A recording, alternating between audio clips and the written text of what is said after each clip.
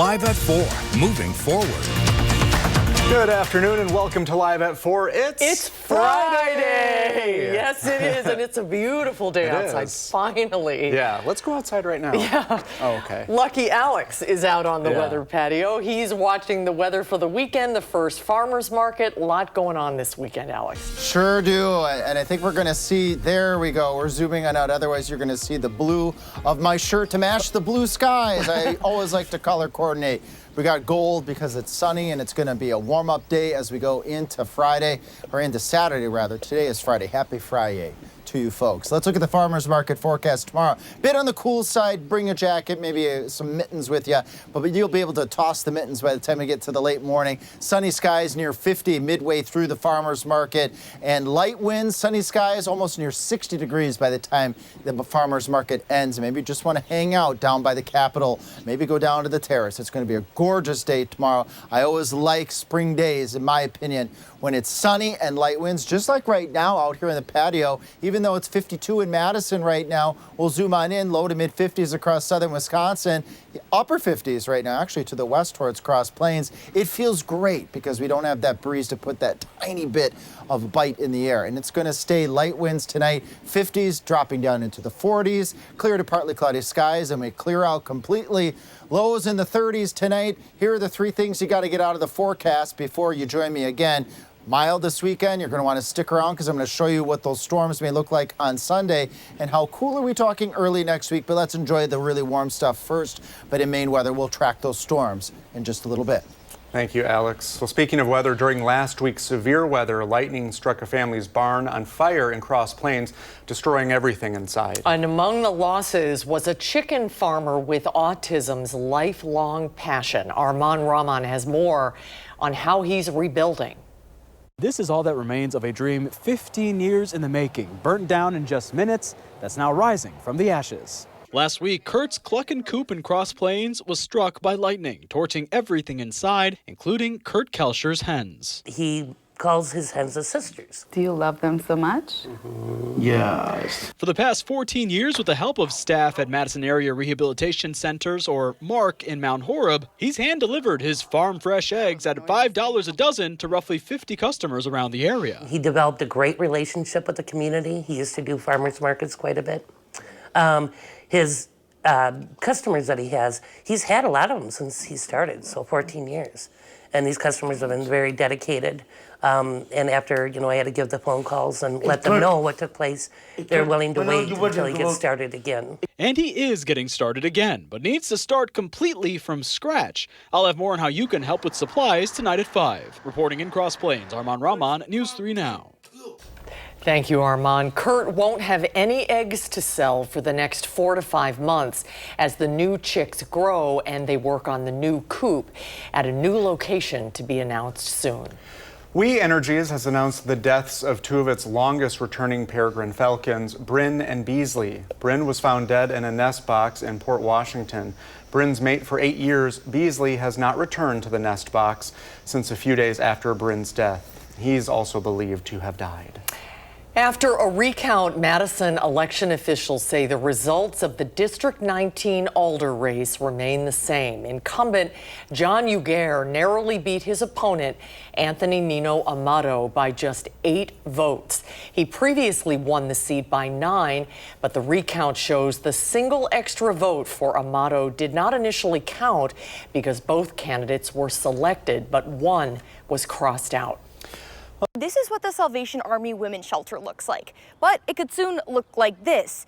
And it's a project that's been over 5 years in the making. The updated shelter will increase security and space. The renovation would bring administrative offices, the women's and family shelter, all under one roof, tearing down the East Washington location and rebuilding. The project started in 2018, but the pandemic put it on hold. Melissa Sorensen, the executive director of social services, says she's glad to see it restart. I have worked at the Salvation Army for many years, and I think the day that I started working here, we've been talking about this and how this is a much needed service and that this building is not meant to be a shelter and that we are, especially when the family shelter was here, we're bursting at the seams. The price tag for the project has also increased by nearly $16 million since 2018, bringing the new cost to roughly $46 million, forcing the shelter to rethink priorities to get costs back down to $30 million. The Salvation Army has been saving up for this project for several years. Staff tell me they have roughly half the funds needed for this renovation. Reporting in Madison, Ellie Liberté, News 3 Now. All right, thank you, Ellie. And right now, the shelter is going through the process of getting new approvals with the city of Madison. There are several job fairs coming up for people affected by the Trump administration's mass federal firings. On April 15th, there's an engineering job fair from 10 to 12. From 1 to 3, there's one for social services. The day after, the Department of Workforce Development is hosting a maintenance and mechanical job fair from 10 to 12. And it turns into a finance and accounting fair from 1 to 3. All of this information is available on the Department of Workforce Development's Federal Worker Portal, and you can find it at the link on your screen. Well, the rodeo returns to Madison today. The Midwest Horse Fair opened this morning and will stay at the Alliant Energy Center until Sunday. And that's where we find our Tanisha Shaw. So, Tanisha, what are you up to over there? Hi, Brady and Susan. As you said, I'm at the Midwest Horse Fair, and to quote the great Beyonce, look at that horse, look at that horse, look at that horse.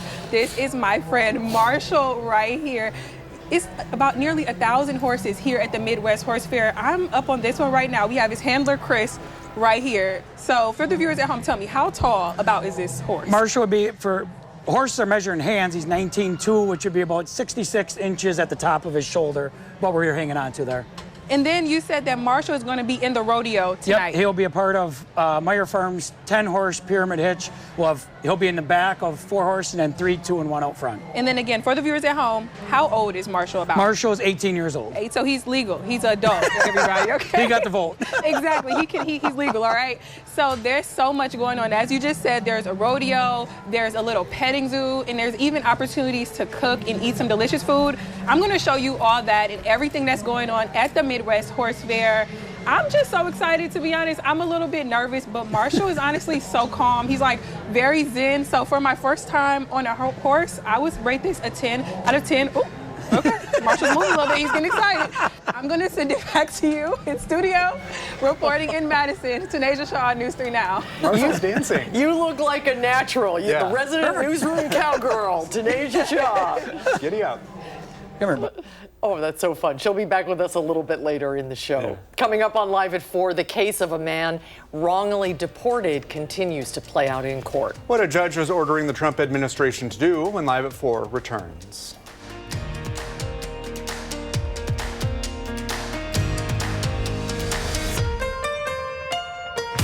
Male charged with multiple counts of child sex crimes. Madison police arrested Skylar Klassen Wednesday morning at an address on Marquette Street. They'd received a tip about a man in possession of child sexual abuse materials. When they arrived, police say they found evidence of a sexual assault related to an infant he lived with. Klassen's charged with first-degree sexual assault of a child, incest of a child, 4 counts of child sexual exploitation, and 4 counts of being in possession of child sex abuse materials. During a court appearance today, a judge set Klassen's bond at $300,000. His next court date is April 22nd. We have more details today about the large police presence we told you about near Hilldale Mall yesterday. Madison police say they arrested 3 people Thursday afternoon after a man crashed a stolen car into a garage on the west side. This all happened while officers were trying to execute a search warrant on North Midvale Boulevard. Police say when a 20-year-old man saw them, he tried to leave the area in a car that was reported stolen from Janesville. The man crashed the vehicle into a garage door and then ran into a family member's apartment. Officers arrested him for operating without consent and other warrants. Police also charged a woman with violating probation and maintaining a drug dwelling. An 18-year-old man was also taken into custody for an extraditable warrant out of Illinois. Police found a gun, drugs, and the stolen car after serving the warrant. Well, more tariff news today. China has upped its retaliatory tariffs on U.S. imports to 125%. It comes after the Trump administration backed off its plans for massive worldwide tariffs, except on China. The president and his advisors have said this was their plan all along. More than 75 countries have now reached out to the Trump administration, eager to address the trade issues that have exploited America and hurt our workers in the process. The phones have been ringing off the hook to make deals. Wall Street isn't buying that, and neither are consumers. The index of consumer sentiment plunged 11% this month, the second lowest reading since 1952. Democratic senators are calling for an investigation into whether anyone in President Trump's circle knew that he was going to pause tariffs and then made stock market trades because of it. Just after the opening bell Wednesday and a few hours before President Trump announced he was reversing his tariff policy, Trump posted on social media, "This is a great time to buy." But the post ended with the letters DJT, which are the president's initials and the stock ticker for Trump Media and Technology, the parent company of Truth Social that he holds a majority stake in. The Trump administration is refusing to reveal the location of a man mistakenly deported to El Salvador. Earlier today, a federal judge asked an attorney for the Department of Justice where Kilmar Abrego Garcia was. The attorney said he did not have the answer. This was something the judge called extremely troubling. The judge ultimately ordered daily updates on the Trump administration's efforts to bring Abrego Garcia back.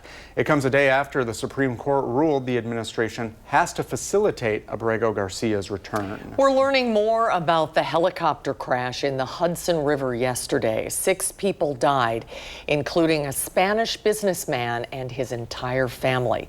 Secretary of Transportation Sean Duffy said the helicopter was flying within New York's special flight rules area, where air traffic control support is limited. This marks one of several high-profile deadly crashes since President Trump returned to office, including one just this morning in Boca Raton, Florida.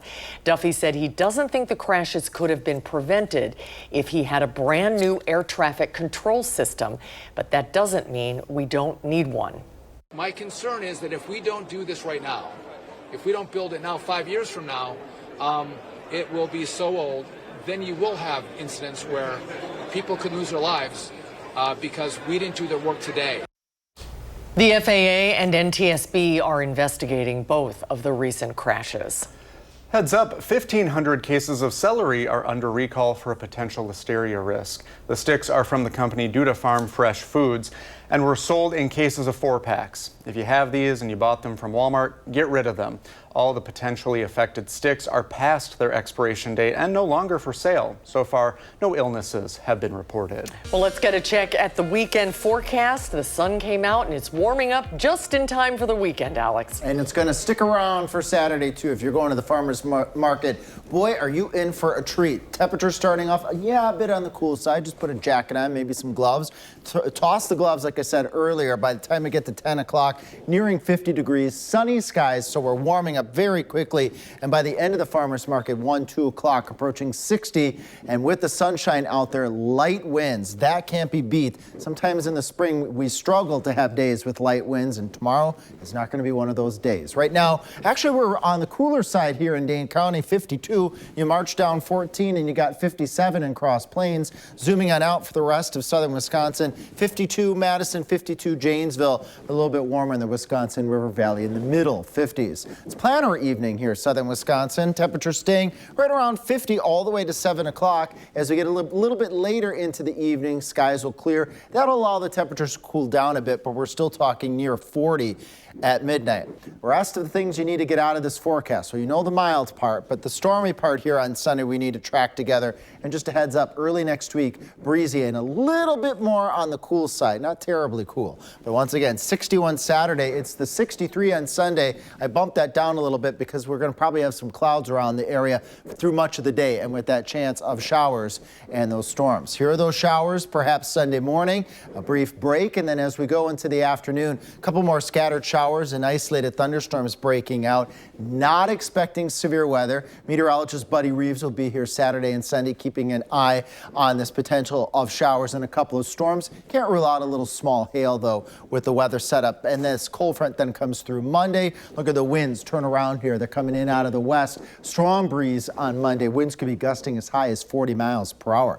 1/10 of an inch of water, so not a lot of water. I'll show you the drought monitor a little bit later, but we really could use some more drops in southern Wisconsin as we inch, I guess all pun intended, closer to the growing, or not just the growing season, but the planting season. 30s tonight with clear skies, and then we just mentioned those glorious temperatures in the low to mid 60s. Enter the gold shades for the warm up that we're expecting on Saturday. And staying mild on Sunday. There's that little cooler Monday, cooler yet on Tuesday, and then midweek we have a weather system that could bring more appreciable amounts of water to southern Wisconsin with a warm up later next week. Today ends Severe Weather Awareness Week, and I just want to take note here. Look on the left, quarter-sized hail, that's severe-sized hail, but hail can get as large as a softball. And in the state of Wisconsin, unfortunately, even though hail is not terribly common, not as common as it is out in the Great Plains, we have had hail of all of these sizes at some point in Wisconsin's history. Brady, Susan, isn't that pretty amazing? I would say so, yeah. I'll keep the weather that we are looking ahead to, though. Thanks, Alex. CBS Morning's Gayle King will go to space on Monday as part of an all-women group on the historic Blue Origin rocket launch. Yep, the group includes pop star Katy Perry, journalist and philanthropist Lawrence Sanchez, NASA rocket scientist Aisha Bowe, civil rights activist Amanda Wynn, and film producer Carrie Ann Flynn. Earlier today, I talked with CBS News senior national correspondent Mark Strassman. He's covered Blue Origin since its very first launch, and he gave us an update on how Gayle is feeling and what the group will be doing while they're up in space. She is looking forward to it, and she is willing to step outside her comfort zone, but she's not one of those people who's putting on a brave face about it. She is nervous about it, as most people would be at a moment like this. Yeah, Susan, she's just a passenger. She and the other 5 women aboard, and it is an all-female crew, are essentially there to enjoy themselves. They will lift off. They will have 4 minutes of weightlessness at the top of the experience where they can float around the cabin, look out the window, see the curvature of the Earth, experience that unbelievable view that so many other astronauts, both professional and civilian, have talked about over the decades. Now you can watch Blue Origin's trip to space Monday morning, 8 a.m. right here on CBS or on Paramount Plus. Would you ever go to space? Oh, I'd do it in a heartbeat. Would you? Yeah. Would you? No, I'm going to stay down here. Really? You wouldn't do it, even just the one that goes up and comes down? I would get too nervous. Yeah. She's going to have a very long weekend, Gayle King. I would say so. Because she's sort of a white-knuckle flyer to begin with. She talks about that a lot. Yeah. But, oh, how exciting. What an adventure. Next year. Maybe next year. Maybe next year. Well, coming up on Live before we preview the epic final season of The Handmaid's Tale and a new season of Black Mirror. Will Loper will show us what's new to stream this weekend in the Loper Report when we come back.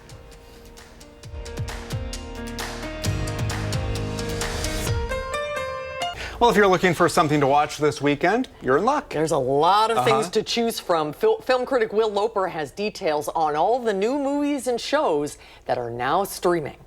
They call it mind expanding. It alters your neuronal structure. The mind is a computer.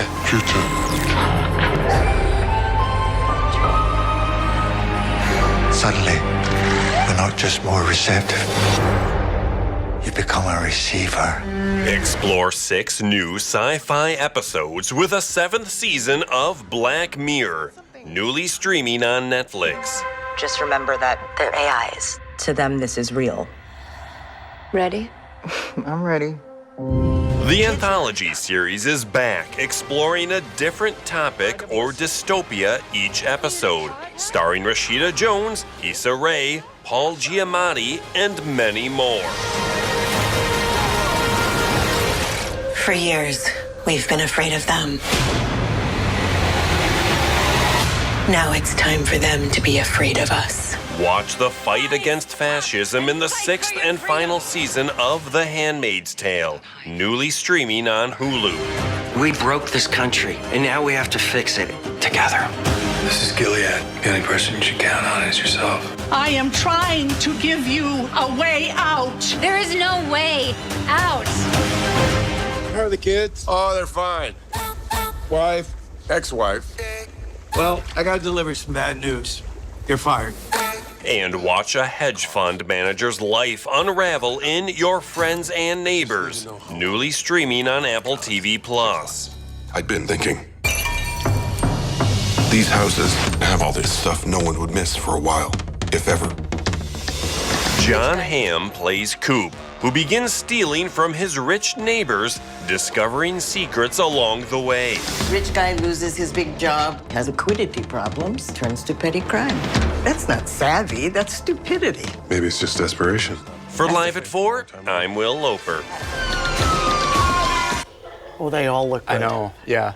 And the weather is too nice to stay inside and watch and all that. Well, you can put it on your phone and just go for a little walk. Yeah, there you go. Yeah. There you go. Multitasking. Yeah, it all looks great. Coming up on Live at 4, our Will Keneally breaks down the state's audit on diversity efforts at the UW. Plus, Tanisha Shaw is live at the Midwest Horse Fair, talking with the events director about what you can expect to see this weekend. You're watching News 3 Now, live at 4, moving forward. The NCAA is home to 1,100 schools and 500,000 student athletes. And those athletes' name, image, and likeness are back in the spotlight this week after the final hearing in the $2.8 billion lawsuit against the NCAA that was held on Monday. Members of the House Judiciary Committee, the president of the NCAA, and a group of coaches, athletic directors, and student athletes met for a roundtable discussion on UW campus today to talk about changes in college sports.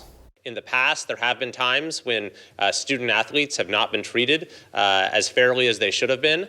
We've seen some important steps taken to rectify that, but there's some concern that the situation has gotten unmanageable, and maybe we have a role to play here in Congress in making sure that the pendulum lands in the right spot.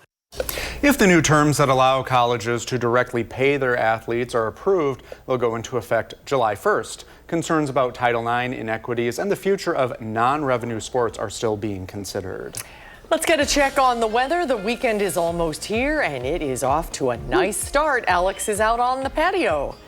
Hey there, Susan. Hey there, Brady. Hey, Southern Wisconsin. I actually took a step back from where I normally stand, which is just a few forward steps in front, because I wanted to get into the sun and get a little bit of that warmth. It feels really good out here on the patio right now, and it's going to feel really good this weekend temperature-wise. Look at our high Saturday, 61. Farmers markets going on. Picture perfect weather on Saturday. Light winds, sunny skies. It's going to be a gorgeous spring day. Probably the better pick of the two because we do have some showers and a couple thunderstorm chances on Sunday, but at least it will be on the mild side. And I'm not expecting Sunday to be an all-day washout. Those storms will exit Sunday night, and then it'll turn a little bit cooler and breezy early next week behind that weather system. And then we got another weather system I'll let you know about that we'll track in just a little bit. 52 in Madison right now, 56 in Boscobel, 55 to the north up towards Camp Douglas, and 54 to the south in Monroe here in Dane County, 56 down the road on 14 heading over towards Iowa County, 51 to the east on I-94 heading towards Milwaukee. Are planning the evening together, sunny skies as I look at it right now, 50s all the way up to about 7 o'clock. Then we dip down into the 40s. Eventually we'll dip down into the 30s. Coming up in Maine weather, I'll let you know a little bit more about those storms that we're expecting on Sunday. We're going to track them together, how much water we're going to get, and I'll show you the latest drought monitor as well. All right, Alex, thank you. New today, a long-awaited audit of state government shows how much is being spent on diversity, equity, and inclusion efforts. Political reporter Will Keneally is here with a breakdown. Will? This is a Republican-authored audit taking a look at those DEI efforts here in Wisconsin. Now, this isn't the first time Republicans have scrutinized DEI at the state level. In order to secure funds more than a year ago, the university system reached an agreement with state lawmakers to freeze hiring for DEI positions. Now, this also comes as earlier this year, UW-Madison demoted its campus's DEI chancellor over alleged financial mismanagement. So here's what the audit found. Now, DEI efforts were started by an executive order from Governor Evers back in 2019. Now, it found that there was no widespread standards across the UW system campuses for what DEI should look like. It was largely up to each campus to create their own program. Now, there was no tracking for money specifically on how each UW school tracked those DEI efforts. But state auditors looked at each campus's books, estimating that UW schools spent around roughly $40 million on offices related to DEI. Think of that like campus resource centers, but that also worked on federal compliance issues like for Title IX. Add to that $12.5 million for DEI salary costs and close to $8 million on planning. Now, in response to this, Republicans who authored or ordered the audit said that this amounted to race-based discrimination. One of those Republicans saying today's audit, quote, shows us that the extent to which DEI grifters profiteer off Wisconsin taxpayers. Now, we could see the state legislature take action within the next coming weeks and months here on the results of this audit. Yeah, where do you think it will go from there then? Tough to say. So I think the biggest thing that we've seen recently is that hiring freeze for all UW system campuses that Republicans secured late in 2023. That kind of comes across with a budget issue. If Republicans wanted to remove some of those DEI positions from campuses or across state government, for example, they would likely have to pass a bill that could either be vetoed by Governor Evers or stick it in state budget. And again, that gets a little bit messy. To some extent, both Republicans in the legislature and the Democratic governor would have to come to some kind of agreement or trade on this. We'll continue to follow it. Yeah, very interesting. Thank you, Will. Thank you, Will. Well, to Wall Street now, the Dow jumped 619 points, the NASDAQ is up 337 points, and the S&P 500 gained 95 points. Well, the Midwest Horse Fair is back in Madison this weekend. And let's check back in with Tanasia Shaw. Tanasia, you're not on the horse anymore. No, I am not on the horse anymore. Hopefully, I can saddle up again, but I'm outside. There's so much to do, so even if you can't get on a horse or a pony, there's a whole bunch of fun here at the Midwest Horse Fair at the Alliant Energy Center. And I'm here with the woman who has helped plan all of this. This is Terry Janetti. How are you? I'm doing great. Thanks for having me, Tanasia. Okay, first, for people who maybe haven't been in a while or if this is their first time, what are some of the main attractions? Yeah, so, we'll have over 800 horses across the 3 days. And so we're the largest 3-day horse fair in the United States. We host the largest attended PRCA rodeo on Friday and Saturday nights. We have over 30 different clinicians who will be training on all disciplines all throughout the weekend. We've got this great chuck wagon cooking demonstration going on behind us and tons to do for families and kids, and it's great. And a little bit of a spoiler, everybody, I will be eating some of that rotisserie chicken later, so I can, give a little review. But okay, Terry, so what's new this year? Yeah, so new for this year, we have several different competitions going on. We have a working equitation challenge that's going on each day. We're super excited to host a famous equestrian, Amber Marshall, who's known as Amy Fleming on the TV show Heartland. She'll be here tomorrow and Sunday doing demonstrations in the afternoon, so folks will get a chance to meet her. And her real-world trainer, Dan James, will be here with his 5 Heartland horses. Okay, so Terry, I know this might be hard to answer, but what's your favorite part about this? What's the favorite attraction? What do you look forward to the most this time of the year? Yeah, I love it when the horses come into the barns. I get to be here, and we plan this all year round, and when we started to have all the horses come in yesterday and just hearing them all, and they're excited, and watching them, perform with their riders, it's awesome. Absolutely. And tell me, what are the hours? So if somebody wants to come tomorrow or Sunday, what are the hours? Sure. So tomorrow our gates open at 7, we open at 8, and we close at 7 p.m. And then on Sunday, again, our gates open at 7, the fair opens at 8, and we close at 5. All right, thank you so much, Terry. You guys, I'm so excited to be here. And for everyone at home, you're going to see everything a part of this Midwest Horse Fair. Like I said, I'm going to be eating a little bit later on, and then I'm going to be back with more animals during the 6 p.m. hour. Please stay tuned for all of that. Susan and Brady, I have some more fun to catch up to, so I'm going to send it back to you in the studio. Thank you, Tanasia, and to Terry as well. Have fun out there. We'll check back with you in just a little while. Well, here's a question for you. When you think of legend... Oops. We'll be right back. Well, here's a question for you. When you think of legendary people who have left their mark on Wisconsin, who comes to mind? Yeah, even more than you can even think about. Madison author Dean Robbins has come up with 100 different answers, and he wrote about them in a new essay collection, Wisconsin Idol's 100 Heroes Who Changed the State, the World, and Me. It's available now, and here he is. Thanks for being on with us. Hi, Dean. Welcome. Yeah. How did you come up with this book? This is a lot of fun, but it's very interesting, too. Well, ever since I was a little kid, I've been fascinated by certain heroic figures, people with extraordinary courage or vision or integrity. It started off with Superman. I would draw Superman S's on a piece of paper and tape them to my undershirt. Then I got older and I discovered real-life people who were a little bit more easy to emulate, various artists and activists and athletes. And I always had a strong interest in getting other people emotionally invested in them too. And the best way to do that is through storytelling, which led me to be a journalist and a children's author, and now the author of Wisconsin Idols. When people think of Wisconsin Idols, some common people come to mind. Chris Farley. Most people know Oprah Winfrey spent some time in Milwaukee. There's the cover of the book, by the way. Georgia O'Keeffe. But there are a lot of people in this book. You'd be shocked to find out their connection to Wisconsin. What was your criteria for putting them in your book?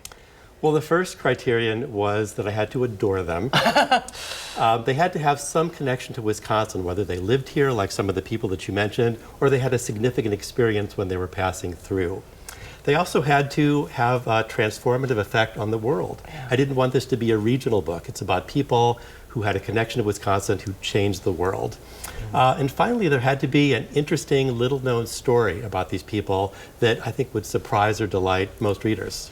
Do you have any that you can share? Yeah, what are some of those stories that people might never connect the dots? Make me pick a favorite. Well, Elvis Presley had a connection to Madison. At the very end of his life, he flew into Madison for a concert. He was still wearing his sparkly blue jumpsuit from that night's concert in Des Moines. He was going to stay at a hotel, landed at an airport, and he was driving there in his limousine, and he stopped at an intersection, and he noticed at the gas station on the corner a bunch of bullies beating up the little kid who was working at the gas station. And he said, "I can't let this happen." And he threw open the car door. His bodyguard tried to stop him. He strode out and he started throwing karate kicks and karate punches at the bullies. They ran away. He shook hands with everybody, and it was the last miracle of his life, really. Wow. Can you imagine saying, like, oh, Elvis helped me one time? Yeah, that's pretty cool. There's an interesting story about Bob Dylan, too. Yes, so Bob Dylan was a teenage dropout from the University of Minnesota, and he was trying to be a folk singer, and he had a lot of confidence, but not, at that point, a lot of skill when he was 19 years old.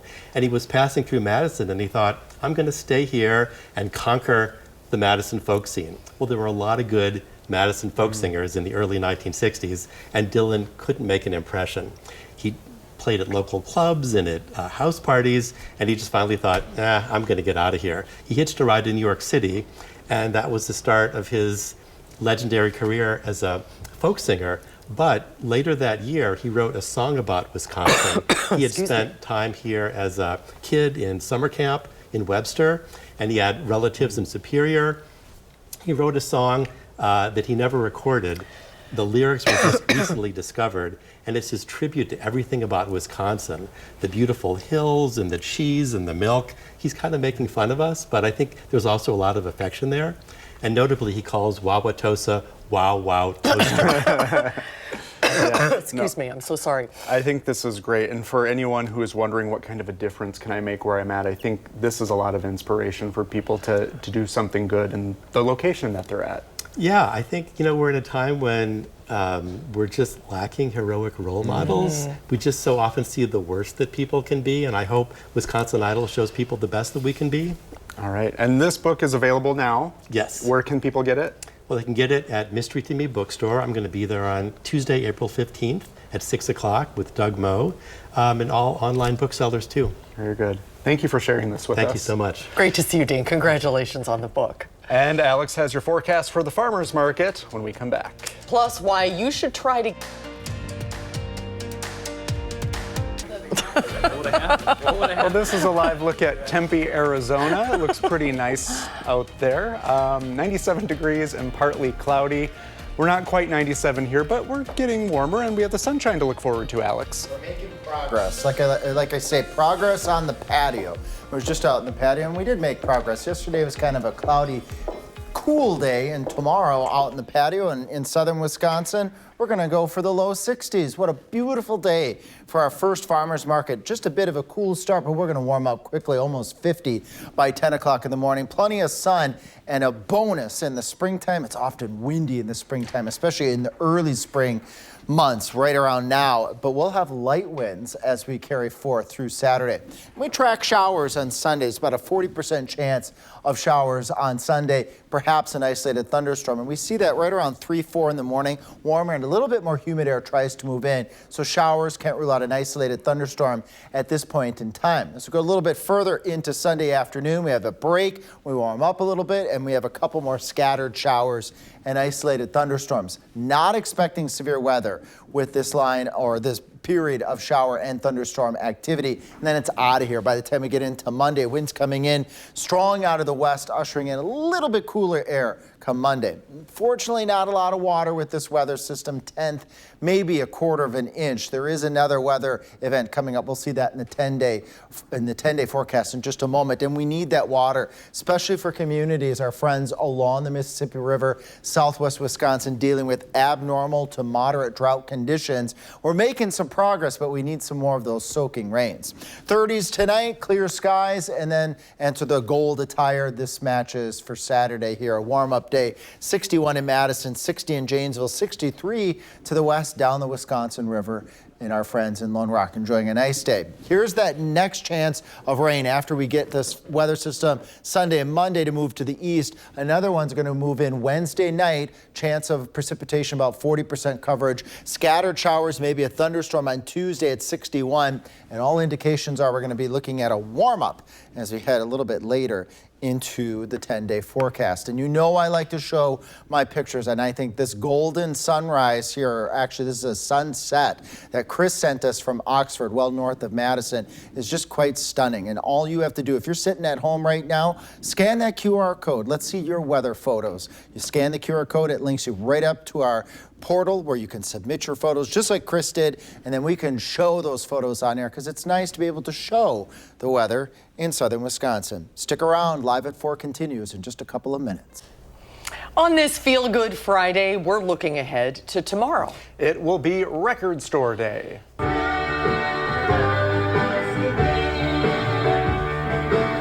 Doesn't that make you want to dance?